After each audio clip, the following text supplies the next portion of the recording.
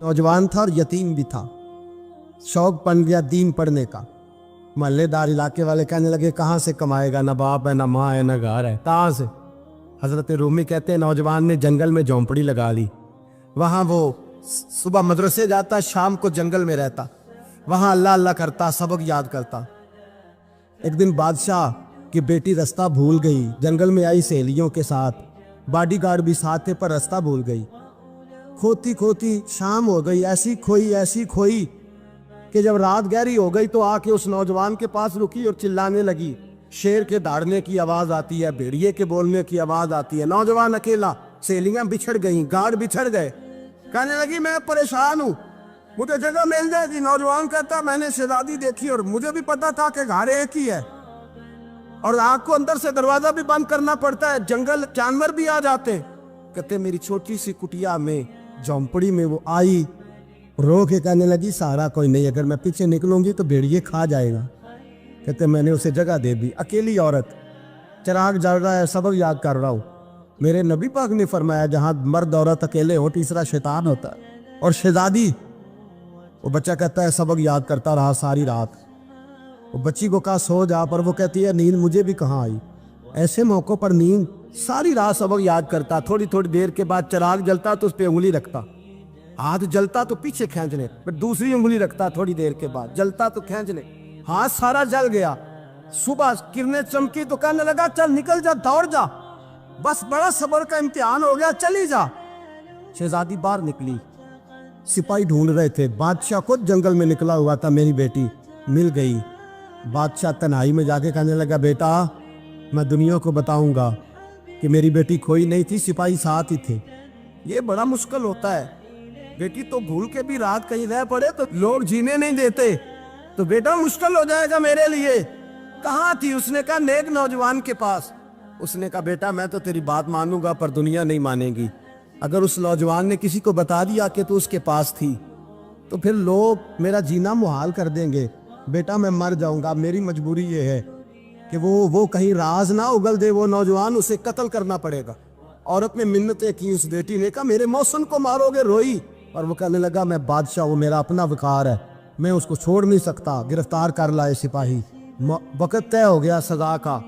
अकेले कारकोशरी में रखा गया, जो उसके खास एतबार वाले थे उनकी ड्यूटी लगाई। बादशाह ने बुलाया, पहले बिलम आया। औरत कहने लगी, बेटी कहने लगी एक दफा तो बुलाओ ना, एक सवाल बस पर्दे में रह के पूछना है और फिर जो आपका जी चाहे, मेरे मौसम को मारना तो है, तो मर्जी आपकी। सामने खड़ा किया, नौजवान पर्दे के पीछे, औरत खड़ी हो गई। बादशाह बीच बैठ गया। बीबी कहने लगी सारी रात बेदार मैं भी रही, सोया तू भी नहीं। वो जो तू चिराग के करीब हाथ लगा के जलाता था वो समझ नहीं आई। नौजवान रो पड़ा, कहने लगा क्या करूं, मैंने रसूलुल्लाह का दीन पढ़ा है, क्या करूं, मैंने हुजूर का दीन पढ़ा है। मैंने पढ़ा है कि जानी को सबसे नीचे दोज़ख के सबसे निचले दर्जे में जलाया जाए, उसे जहन्नमियों का पीप और रेशा पिलाया जाए, कंद खिलाया जाए। ये रवायतें पड़ी हुई थी। थोड़ी थोड़ी देर के बाद शैतान मुझे कहता था बदकारी कर ले। मैं अपना हाथ उसी वक्त जब शैतान मशवरा देता तो मैं आग पे करता। मैं कहता अगर ये बर्दाश्त हो गई तो वो भी हो जाए। जब हाथ जलता तो मैं समझ जाता नहीं तुझसे तो ये नहीं बर्दाश्त होती तो वो कैसे हो। फिर मुझे शैतान मशवरा देता कोई देख नहीं रहा तो बुलाने नहीं गया, खुद आई, मैं दूसरी उंगली लगा देता। मैंने हाथ जलाया और मैं समझ गया जब छोटे से चिराग की इतनी सी शमा की आग नहीं बर्दाश्त होती तो दोज़ख कैसे बर्दाश्त होगी। कहते मैं बाज आया। बादशाह ने ये कहानी सुनी, लफ्ज सुने तो चीख मार के रोया। कहने लगा तालिब इल्म तू तो मेरे नबी का सच्चा गुलाम है और मेरे रसूल के जो सच्चे गुलाम होते हैं उन्हें फांसियां नहीं दी जाती, उन्हें तख्त पर बिठाया जाता है। अब तुझे सजा नहीं होगी बल्कि मैं अपनी बेटी का निकाह तेरे साथ करूंगा और मेरे बाद इस सल्तनत का बादशाह भी तू ही बनेगा। अब वो नौजवान वहां नारे लगा रहा है, कहता लोगों तुम मुझे कहते थे दीन से क्या मिलता है, दीन से तो अल्लाह तख्त व ताज भी अता फरमा देता है। अगर नौजवान शर्मो हया वाले बन के रहे अल्लाह सारी इज्जतें दे देगा। देखे ना अल्लाह के फजल से इज्जत मिलती है और जब कोई इज्जतदारों जैसा काम ही ना करे। एक बात और अर्ज करनी है पर वक्त थोड़ा रह गया। जवानों मैं ना जब कभी परेशान होता हूँ ना तो मैं ये वाली बात खोल के पढ़ता हूँ वाला, ये बात ढारस बनाती है। ढारस توانائی دیتی ہے, پورا مضمون باندھا ہے. اعلیٰ حضرت کہتے ہیں بہروپیہ تھا, مداری, روپ بدل بدل کے دکھایا کرتا تھا, بادشاہوں سے انعام لیتا تھا.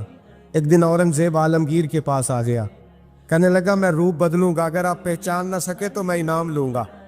آپ نے فرمایا میں کوئی ایسے ویسا بادشاہ نہیں. کہا مجھے دھوکہ دینا مشکل ہے. کہا نہیں میں روپ بدلوں گا. حضرت اورنگزیب عالمگیر بڑے نیک بادشاہ گزرے, بڑے پرہیزگار. وہ بہروپیہ کہنے لگا میں روپ بدلوں گا, آپ نہیں پہچان سکیں گے. فرمایا چل جتنا تیرے اندر زور ہے لگا لے. حضرت نے اعلان کیا کہ میں نے فوجی بھرتی کر دیں, 2 ماہ کے بعد ٹیسٹ ہوگا. وہ 2 مہینے دوڑتا رہا, رنگ روپ بناتا رہا, آیا ٹیسٹ دینے, 2-3 سپاہیوں کا امتحان لیا. اس کی باری آئی تو 10 روپے دیے, کہنے لگے تیرے آنے جانے کا کرایہ میں نے تجھے پہچان لیا ہے. کچھ دنوں کے بعد جانے لگے سفر پر, تو بھکاری آ گئے خیرات مانگنے. اس نے بھی سارے منہ پر سیاہی مال لی, کپڑے پھاڑ لیے, سر کے بال مڈا لیے, پگے تک کٹا لی, بدرنگ ہو کے آیا. کاسا آگے کیا تو حضرت نے 10 روپے ڈالے, کہنے لگے تیرے آنے جانے کا کرایہ میں نے پہچان لیا ہے. کچھ دن گزرے تو ٹیچر کی ضرورت تھی. اس نے مونچھیں بڑی کر لی, داڑھی نکلی لگا لی, سر پہ جنا کیپ پہن لی, ایک شیروانی لے لی اور ہاتھ میں چھڑی پکڑ کے آیا. کہنے لگا میں استاد ہوں, 2-4 بندوں کا امتحان لیا. اس کی باری آئی تو 5 روپے دیے, 10 روپے دیے, کا تیرا کرایہ میں نے پہچان لیا. 2 سال گزر گئے.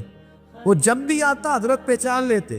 ایک دن سفر پہ جا رہے تھے, بہت بڑا لشکر تھا, جہاد کرنے جا رہے تھے اورنگزیب عالمگیر. تو دیکھا ایک پہاڑی ہے, پہاڑی پہ لوگ جا بھی رہے ہیں آ بھی رہے. اورنگزیب عالمگیر پوچھنے لگے یہاں کیا ہے؟ کہنے لگے بابا جی بیٹھے ہیں دعا کرتے ہیں, اللہ کے نیک بندے ہیں. اورنگزیب کہنے لگے یار پرانے لوگ سارے ہی اللہ والوں کو مانتے, یہ بھی مصیبت آئی ہے جتنی نہیں آئی ہے, سارے لوگ ہی مانتے. کہنے لگے ذرا میں دعا نہ کرا لوں, بچے کام جا رہا ہوں. اورنگزیب بادشاہ تھے, بادشاہ لوگ نازک مزاج ہوتے ہیں. گھوڑے سے اترے, بڑی مشکل سے پہاڑی پہ چڑھے, اوپر گئے تو لائن لگی ہے. بابا جی غار میں بیٹھے, کہنے لگے میں نے ملنا, میں اورنگزیب ہوں. انہوں نے کہا ہمارا بابا اس طرح کا پیر نہیں کہ امیر آئے تو رنگ اور ہو, غریب آئے تو اور ہو. یہاں اگر ملنا ہے تو لائن میں لگ جاؤ, سب ایک جیسے. اب لائن میں کھڑے ہو گئے, 50 آدمی آگے تھے. کہتے ہیں 51واں نمبر تھا. تھک گیا دھوپ میں کھڑا کھڑا. جب میں پہنچا غار کے دہانے تو میں نے بابا جی کے چہرے پہ نظر ڈالی تو بڑا نورانی چہرہ, بڑی خوبصورت لب و لہجہ. میں نے کہا میرے جیسا آدمی بھی پگڑی باندھ لے تو اچھا لگنے لگ جاتا ہے, بڑا خوبصورت انداز. کہتے ہیں میں ان کے پاس اتحیات کی حالت میں بیٹھ گیا. میں نے کہا حضور میں جا رہا ہوں جہاد کرنے, دعا کرنا. بزرگوں نے ہاتھ اٹھائے, اللہ اس کی مدد فرما, دین کو غلبہ عطا فرما, اسے دین کا سچا پکا سپاہی بنا. پھر تھپکی دی, 2-4 نصیحتیں نکال ڈالی. دیکھنا ظلم نہ کرنا, زیادتی نہ کرنا, جب تو جیت خر نہ کرنا, غرور نہ کرنا, نصیحتیں بھی کر دی. کہتے ہیں اب جب میں اٹھا تو 2-4 دینار بطور نذرانہ مسلح کے نیچے رکھے, اور الٹے قدم جب میں غار سے اترا انہوں نے رومال جھاڑا اور اٹھ کے کھڑے ہو گئے. کہنے لگے آج نہیں تو نے پہچانا, آج نہیں تو نے پہچانا, میرا انعام بنتا ہے, آج نہیں پہچانا, لا پیسے.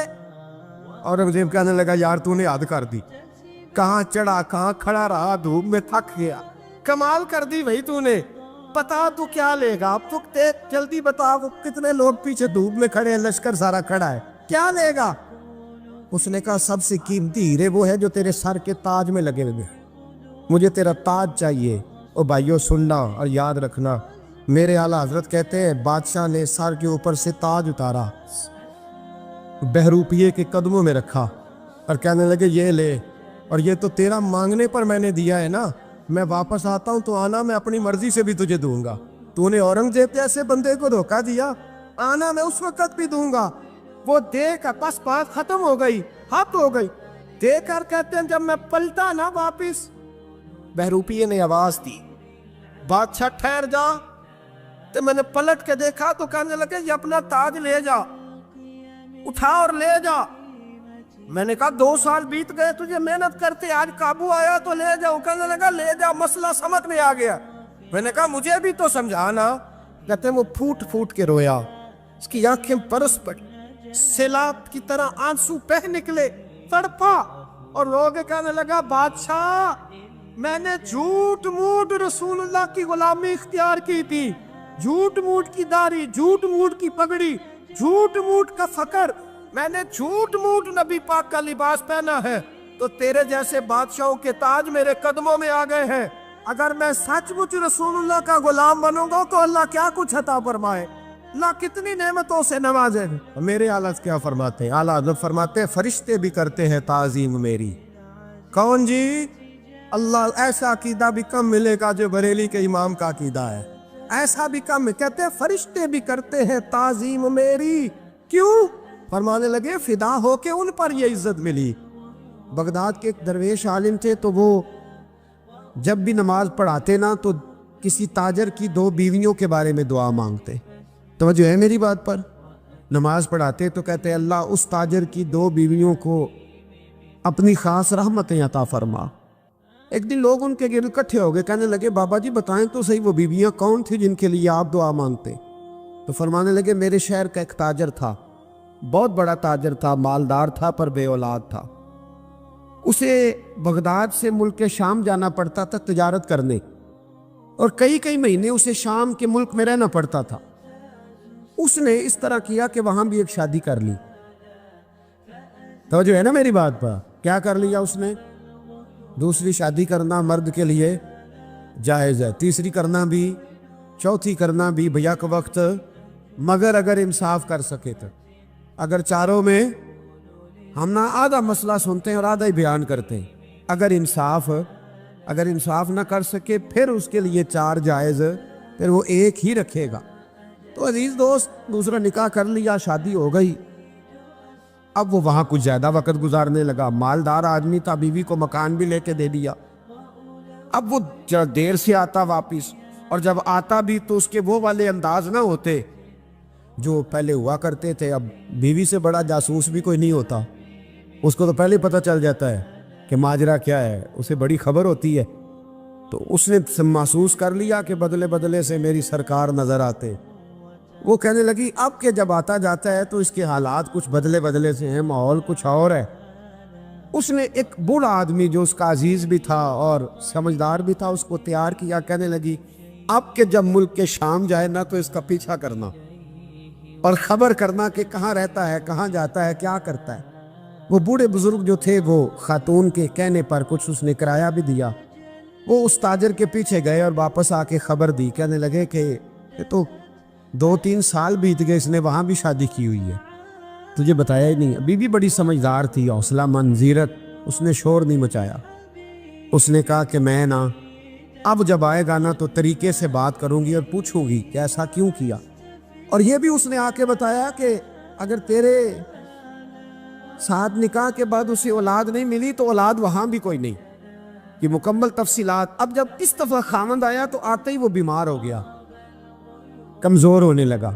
اب خاتون نے مناسب نہیں سمجھا کہ آتے ہی دھڑام سے میں اس کے سر پر یہ بت یہ ٹھوڑ دوں کہ تو نے نکاح کیا ہوا ہے اور مجھے بتایا نہیں۔ وہ ذرا تسلی میں رہی، کچھ وہ بیمار تھا، حوصلہ رکھا، خدمت کرتی رہی۔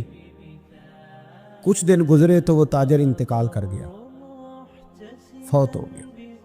اب راز کھل نہ سکا، عدت گزاری، اور جب سارا مال جمع کیا نا تو اشرفیوں کی بوریاں بھر گئی۔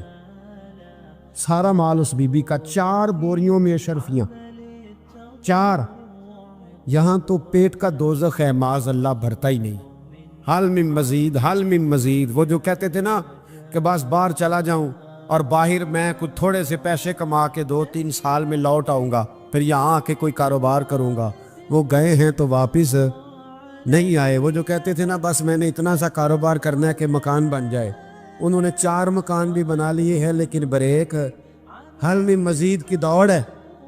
اب 4 بوریاں اس عورت نے چھپائے رکھی، کوئی بندہ نہیں جانتا بغداد میں کہ ملک کے شام میں تاجر کی دوسری بیوی بھی ہے۔ جب وہ فارغ ہوئی تو اس نے اس بوڑھے جاسوس کو پھر بلایا اور 2 بوریاں اونٹ پہ رکھی، خود بھی ساتھ بیٹھی اور ملک شام گئی۔ اللہ اکبر۔ وہ بزرگ کہتے ہیں میں ایسے نہیں دعا کرتا۔ اس کو جا کے کہنے لگی میں اکیلی وارث نہیں ہوں، آدھے کی وارث تو بھی ہے۔ میں اکیلی وارث نہیں، یہ تقسیم وراثت ہے، آدھی کی وارث تو بھی ہے، تو رکھ اپنے پیسے۔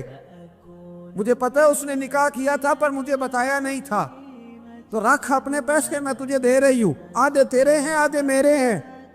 اس نے نظر اٹھائی تو رو پڑی، کہنے لگی نہیں اب یہ سارے تیرے ہی ہیں۔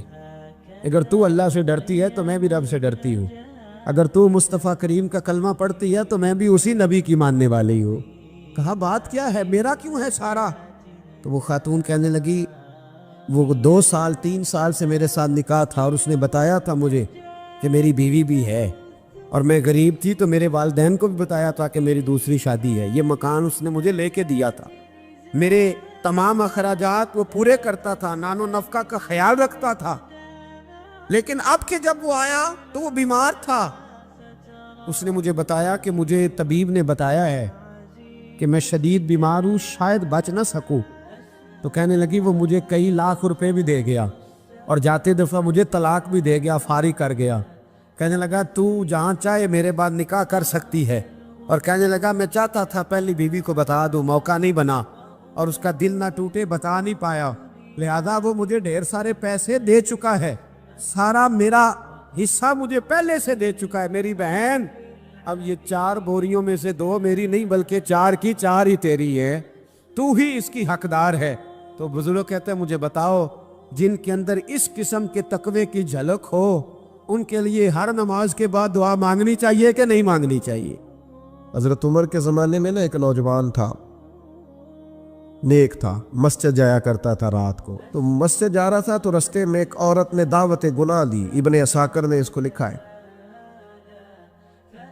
تو نوجوان تھا، خواہشات تھی، کچھ طبیعت مائل ہو گئی، ابھی ادھر جا ہی رہا تھا کہ کسی نے آیت پڑھ دی والی من خاف مقام ربی جنتان، جو رب کے سامنے کھڑے ہونے سے ڈرے گا اللہ 2 جنتیں دے گا۔ واقعی ڈر گیا، وہ